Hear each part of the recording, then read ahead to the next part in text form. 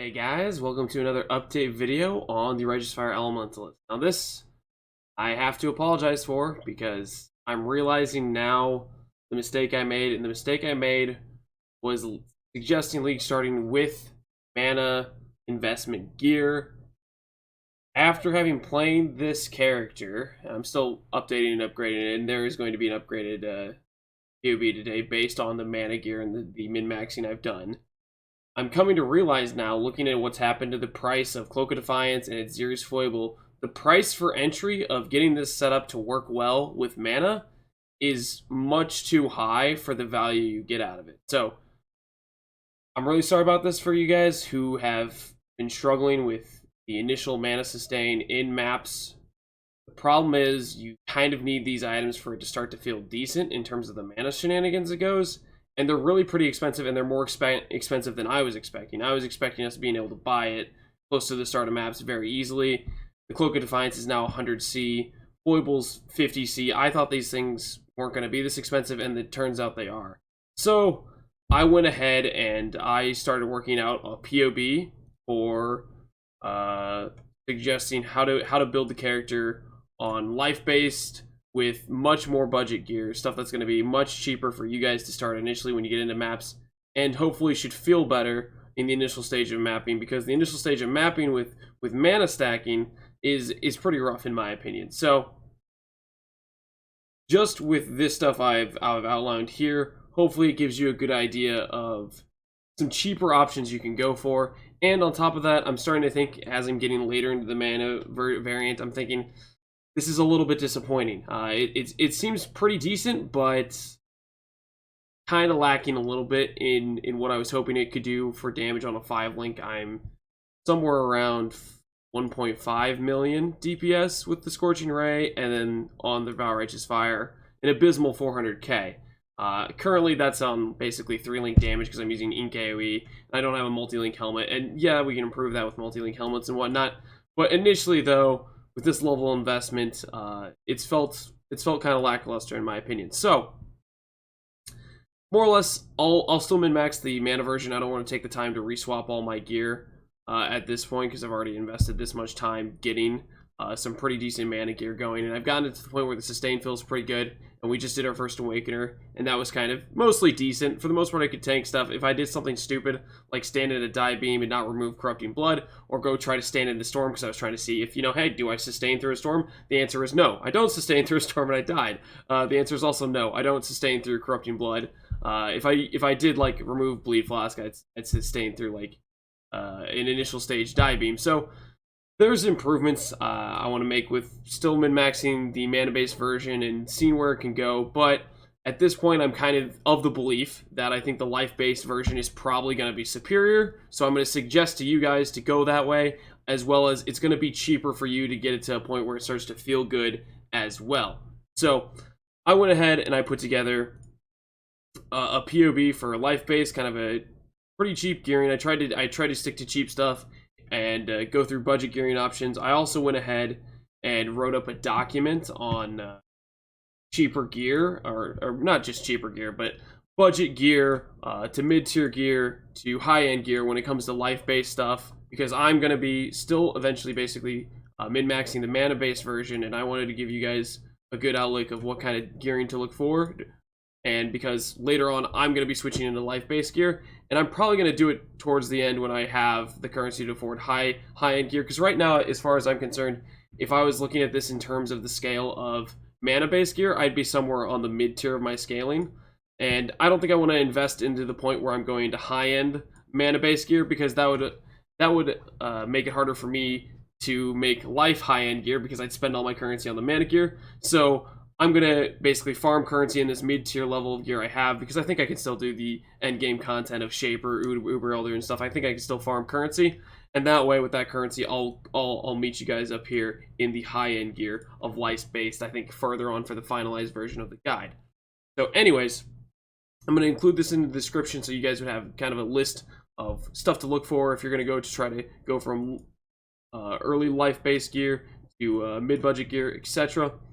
I'll also include this tree that has both a 1 cluster setup and a 2 cluster setup. Oh, this is the mana base build just has one cluster setup. With the life base, however, you can get up to two cluster setups here. You change around a little bit, you lose a little bit of life. Right now, the gear I have on is pretty trash. If you actually got good gear, you're going to be much closer to 7k life, which will end up feeling pretty good. And if you're sticking with the one cluster and decent gear, you'd probably be closer to 8k life. One cluster, we're closer to 6,200 because there's 4% life on the tree. So anyways, I'm going to include the POBs for the life-based version and the gearing for the life-based version, all that stuff, as well as the POB for my current mana-based version. I just wanted to get this out there so you guys could be aware and be prepared to basically adjust your character accordingly as you're getting to maps, or if you're starting on console soon. I believe the console start is this week. That you'd be aware that I think that life-based will feel better in the early mapping stage, in the early gearing stage, and frankly, I think it's going to be better in the late game stages as well. One quick note I should go over when I'm going over skills here. Life-based setup. Right now, the way I have this set up, I have a total net regen if I've been hit recently. That's factoring in I have an enchant, like the boot enchant that has 2% life regen per second.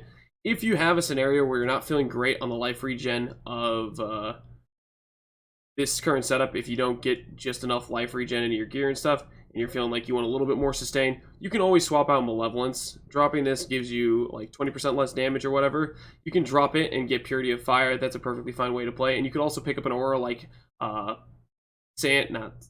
Flesh and Stone, which blinds nearby enemies. It's a huge defensive layer. With the life-based version, I decided to not go for stun immunity with Unwavering Stance, because frankly, I think once you start getting to the 6k, 7k life pool, it's not as important to be stun immune, and picking up something like blind on nearby enemies is a huge defensive layer to pick up. And so if you wanted to go, instead of Malevolence, going like for Flesh and Stone and Purity of Fire, that would be better sustain and it'd be better defenses in terms of enemies attacking you. So keep that in mind as an option.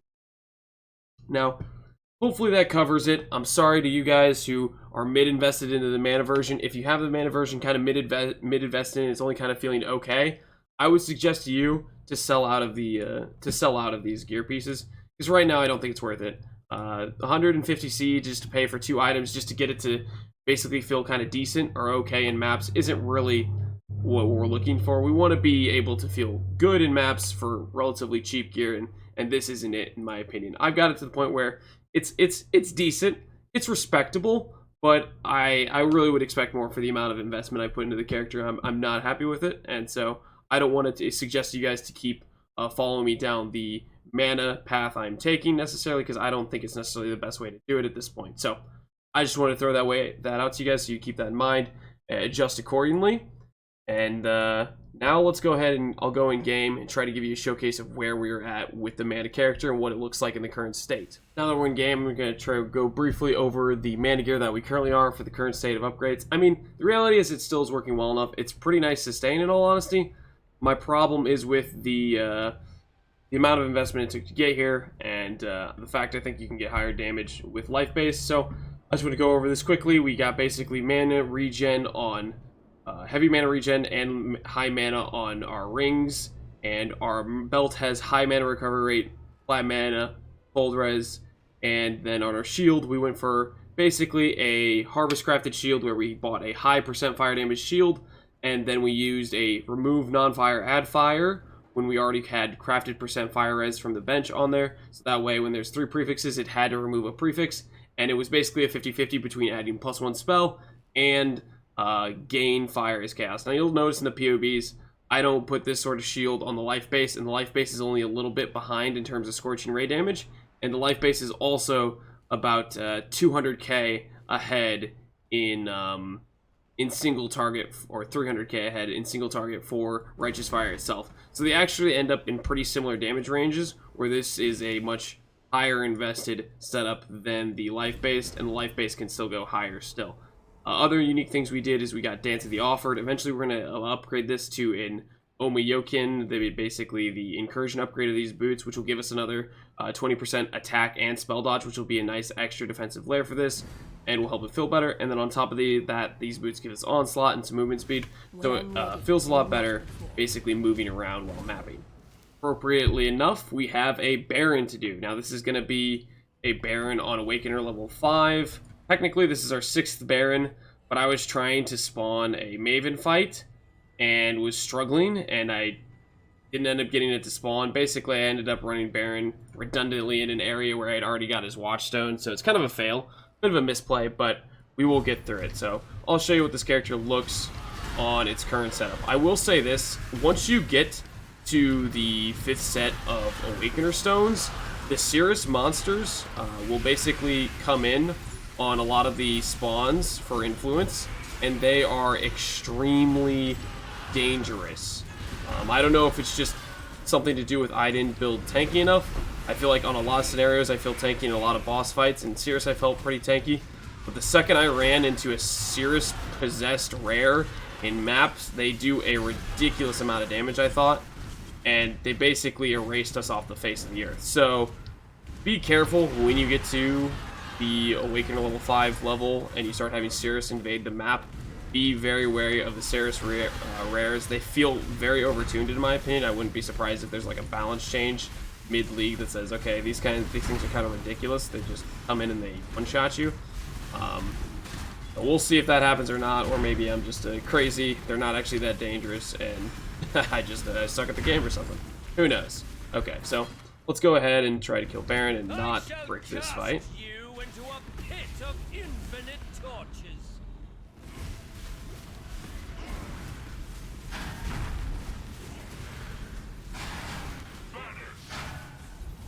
I can place it in the corner.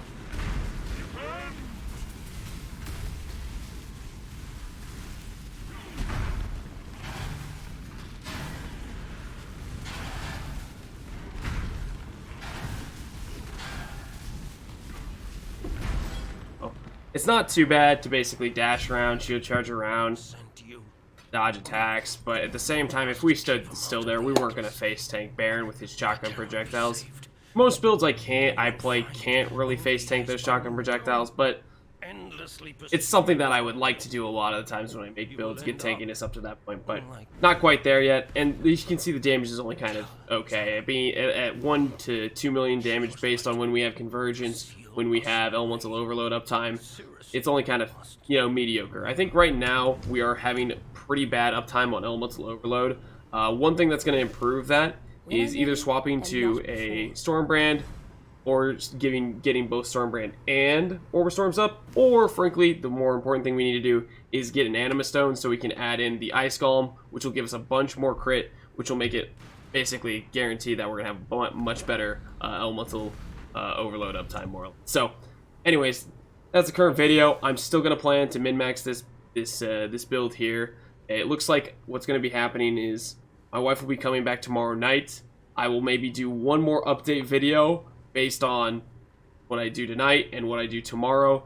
And then after that, I'm going to be a lot more busy taking care of baby Lance, spending time with my wife. So I will probably refrain from doing these update videos, and it'll be more than likely the next video I post will be a finalized build guide based on where I get this, because I'll more or less be able to play off and on when the baby's sleeping and whatnot, but it won't be as fast a progress, and I won't have as much time to put into making videos and whatnot. So hopefully this helps you guys. I apologize once again. It is definitely my fault that I underestimated the cost of the early game mana gear and how necessary it was for it to start feel good. So as you're getting into those early maps and you're approaching some really rippy rituals and whatnot, I would suggest life-based version, but it's up to you guys. The mana-based version, once you get some mana gear going and whatnot, it really feels pretty good. But in these red tier rippy maps, it's questionable, and we're going to try to improve that. We're going to try to make it feel good, but I just want to keep you guys open to that and let you know that eventually I will also be basically transitioning this probably into a high life based explode bomber for the fun of it and a bow RF type of character. Anyways, thanks for watching, guys. I appreciate you as always. Have a good one, guys. Peace out.